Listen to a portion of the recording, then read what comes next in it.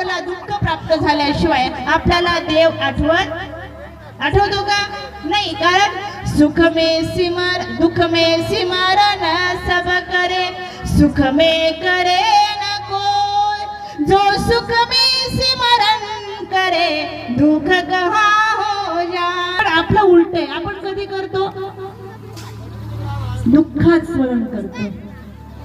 आणि कबीरजी आपल्याला सांगतात की सुखात स्मरण कर, भल्या माणसा दुःख येणारच नाही तुझ्याकडे। पण आपलं असं आहे, कधी जातो आपण मंदिरात, बाबाकडे कधी जातो? कधी जेव्हा पोराला नोकरी लागत नाही तेव्हा। कधी जातो आपण मंदिरात? जेव्हा पोरांना लग्न होऊन 2-4 वर्ष झाले मग आपल्याला मंदिर, मग आपल्याला बाबा दिसतात, बरोबर आहे का नाही? तोपर्यंत बाबा नसतात। मग आपण खेटा करतो, पंचाईश्वर, पैठण, दाईचा देव, फलटण, मग सगळे देव दिसतात आपल्याला, काही नाही। बाबा ते सांगत होते की जो माझ्या आवडीचा आहे त्याला मी दुःख देतो। माईच्या लक्षात आलं आणि माई हसली। माई म्हणल्या, वा, काय भगवंता तुझा न्याय आहे की तू जन्माला घालतोस, दुःख देतोस, आवडीचं आहे म्हणून सगळं एवढं दुःख देतोस, हरकत नाही। उठल्या माई त्या दिवशी, घरी आल्या आणि भाकर घेतली थापायला।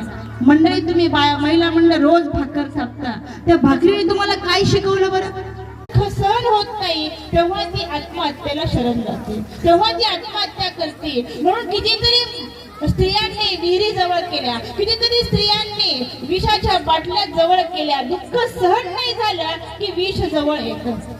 माईने हाच विचार केला, तेवढ्यामध्ये आवाज आला, आज कृष्ण मंदिरामध्ये संध्याकाळी कीर्तन आहे, सगळ्यांनी कीर्तनाला या। आणि आवाज आला, आता सगळे निघाले। तिलाही विचार केला, जाऊ आपण कीर्तनाला, तेवढंच मनाला समाधान मिळेल। आणि माई दोन्ही मुलीला घेऊन कीर्तनाला पोहोचल्या। कीर्तनकार महाराज आले त्या ठिकाणी आणि कीर्तनाला सुरुवात झाली। अतिशय सुंदर अभंग निवडलेला होता, अनन्य शरण जावे चक्रधरा, पुन्हा या संसारा येणे नाही। अनन्य शरण जावे चक्रधरा, पुन्हा या संसारा येणे नाही। हे संसारी येणे जाणे कुंठे, मोक्षानंदी जीव बैठे, मोक्षानंदी जीव बैठे। अनन्य शरण जावे चक्रधरा, पुन्हा या संसारा येणे नाही। विचार कर, पटला? खूप नंतर पुन्हा जन्म नाही, पुनरुपी जननम पुनरुपी मरणम, पुन्हा